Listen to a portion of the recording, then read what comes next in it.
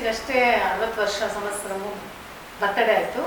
ನಮ್ಮಿಬ್ಬರ ಮದುವೆ ಆಗಿ 32 ವರ್ಷ ಆಯಿತು. ಈ ಅವಧಿಯಲ್ಲಿ ಅವ್ರ ಬರವಣಿಗೆ ಇದ್ದಾಗ ಅವ್ರು ಸ್ವಲ್ಪ ನೋಡೋದಕ್ಕೆ ತುಂಬ ಕಟು ಮಾತು ನೇರ ಇರ್ತಾ ಇರುತ್ತೆ. ಎಲ್ಲರೂ ನೋಡಿದ್ರೆ ಸ್ವಲ್ಪ ಸಿಕ್ತಂತಾರೆ, ಆದರೆ ಅವ್ರು ಆ್ಯಕ್ಚುಲಿ ಆ ಥರ ಇಲ್ಲ. ಇತ್ತೀಚೆಗೆ ನಮಗೂ ಗೊತ್ತಾಗ್ತಾ ಇದೆ. ನಾನು ಎಲ್ಲೋ ಕೆಲಸಕ್ಕೆ ಹೋಗ್ತಾ ಇದ್ದೆ, ಅವ್ರು ಹೋಗ್ತಾರೆ, ಹಂಗಾಗಿ ನಮ್ಮಿಬ್ಬರ ಮಧ್ಯೆ ಅಷ್ಟು ಗೊತ್ತಾಗ್ತಾ ಇರಲಿಲ್ಲ. ಈಗ ನಾನು ಮನೇಲಿದ್ದು ಎಲ್ಲ ಅವ್ರ ಒಡನಾಟದಿಂದ ನೋಡ್ತಾ ಇರೋದ್ರಿಂದ ತುಂಬ ಮೃದು ಸ್ವಭಾವ, ನೋಡೋಕ್ಕಷ್ಟೇ ಅವ್ರು ಕಠಿಣ ಅಂತ ಗೊತ್ತಾಗ್ತಾ ಇದೆ. ಅವ್ರು ಮಾಡೋ ಕೆಲಸನೂ ನನಗೂ ತುಂಬ ಹೆಮ್ಮೆ ಆಗ್ತಾ ಇದೆ. ಕೆಲವೊಮ್ಮೆ ಅವ್ರೇನಾದರೂ ಬರ್ತಿದ್ರೆ ನೋಡು ಸರಿ ಇದೆಯಾ ಅಂತ ಏನಾದರೂ ಕೊಡ್ತಾ ಇರ್ತಾರೆ. ನಾವು ಓದಿದ್ರೆ ಏನಾದರೂ ಹೇಳಿದ್ರೆ ಅದನ್ನು ಅವರು ಅದರಲ್ಲಿ ಏನಾದರೂ ಬದಲಾವಣೆ ಇದ್ದರೆ ಮಾಡ್ಕೊಳ್ತಾ ಇದ್ರು. ಇಲ್ಲಾಂದರೆ ನಾನೇನಾದರೂ ಅದು ಆ ಬದಲಾವಣೆ ಅಂತ ಹೇಳಿದಿಲ್ಲ, ನಿಮ್ದು ಅರ್ಥ ಕರೆಕ್ಟಾಗಿ ಮಾಡ್ಕೊಂಡಿಲ್ಲ, ಇದು ಆ್ಯಕ್ಚುಲಿ ಇದೇ ಕರೆಕ್ಟು ಈಗಿನ ಇದಕ್ಕೆ ಅಂತ ನನಗೆ ತಿಳುವಳಿಕೆ ಹೇಳ್ತಾ ಇದ್ರು.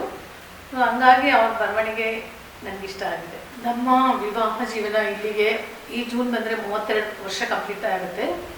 ಸೊ ಇದರಲ್ಲಿ ನಮ್ಮಿಬ್ರದ್ದು ಹೆಂಗಿತ್ತು ಅಂದರೆ, ಈ ಯಾವತ್ತೂ ನಾವು ಕಿತ್ತಾಡೂ ಇಲ್ಲ, ಏನೂ ಇಲ್ಲ.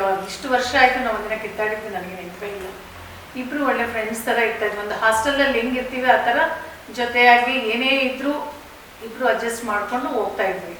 ಯಾವುದೇ ನಮ್ಮಲ್ಲಿ ಭಿನ್ನಾಭಿಪ್ರಾಯ ಆಗಲಿ ಅಥವಾ ತುಂಬ ಪ್ರೀತಿ ಆಗಲಿ ತುಂಬ ಕೋಪ ಆಗಲಿ ಯಾವುದೂ ಇಲ್ಲ. ನಮ್ಮ ಜೀವನ ಏನಂದರೆ ಒಂದೇ 50-50 ಅಂತಲ್ಲ, ಒಂದೇ ಸಮನಾಗಿ ಇಷ್ಟವರೆಗೂ ನಮ್ಮ ಜೀವನ ನಡ್ಕೊಂಡ್ಬಂದಿದೆ. ಮುಂದೆನೂ ಹಂಗೆ ಇರುತ್ತೆ ಅಂತ ಅಂದ್ಕೊಂಡಿದ್ದೀನಿ. ನೋಡೋದಕ್ಕೆ ಸ್ವಲ್ಪ ತುಂಬ ಕಠಿಣದೇ ಥರ ಕಾಣಿಸ್ತಾರೆ. ನಮ್ಮಮ್ಮನ ನಾನು 25 ವರ್ಷದಿಂದ ನಮ್ಮ ಮನೇಲಿ ಇಟ್ಕೊಂಡಿದ್ದೆ.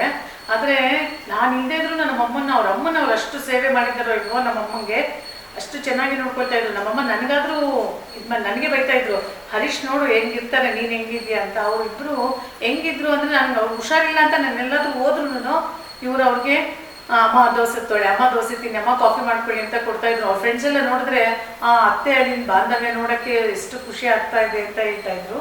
ಸೊ ಆ ವಿಷಯದಲ್ಲಿ ಬೇರೆಯವ್ರು ಹೇಳ್ತಾಯಿದ್ರು, ಹೆಂಗಿರ್ತಾರೆ ನಿಮ್ಮಮ್ಮ ಅಳಿನ ಮನೇಲಿ, ಮಗಳ ಮನೇಲಿ ಹೆಂಗಿರ್ತಾರೆ ಅಂತ. ಆದರೆ ನಮ್ಮಮ್ಮ ಬಂದವ್ರ ಇದ್ರಿಗೆಲ್ಲ ಹೇಳ್ತಾಯಿದ್ರು, ನಾನು ನನ್ನ ಮಗನ ಮನೇಲಿ ಇದ್ರೂ ಇಷ್ಟು ಖುಷಿಯಾಗಿರ್ತಾ ಇದ್ನೋ ಇಲ್ವೋ, ನನ್ನ ಅಳಿಯ ಅಷ್ಟು ದೊಡ್ಡ ಮಗ ಇದ್ದಂಗೆ ಅಷ್ಟು ಚೆನ್ನಾಗಿ ನೋಡ್ಕೊಳ್ತಾರೆ. ಅದಂತೂ ನಾನು ಜೀವನದಲ್ಲಿ ಮರೆಯೋಕ್ಕಾಗಿರೋದು.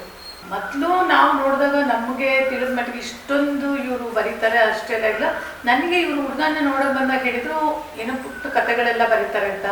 ಆಗ ನಾನು ಹೇಳಿದ್ದು ಉಂಟು, ಅಯ್ಯೋ ಕತೆ ಎಲ್ಲ ಬರೀತಾರಾ, ಮತ್ತು ನನ್ನೇನು ಕತೆ ಅಂದ್ಕೊಂಡಿದ್ದೆ. ಆಮೇಲೆ ಗೊತ್ತಾಯಿತು ಅವರು ಕತೆ ಎಲ್ಲ ಬರೆಯೋದೆಲ್ಲ ನೋಡಿ ನನಗೂ ಸ್ವಲ್ಪ ಇಷ್ಟ ಆಯಿತು. ಆ್ಯಕ್ಚುಲಿ ನಾನು ಬರೆಯೋದ್ರಿಂದ ಅದೇ ಕನ್ನಡ ಇದರಿಂದ ಓದ್ತಾ ಇರ್ತೀನಿ, ಇಷ್ಟ ಆಗಿದೆ ಅವ್ರ ಬರವಣಿಗೆ ಎಲ್ಲ. ಈಗ ಅವರ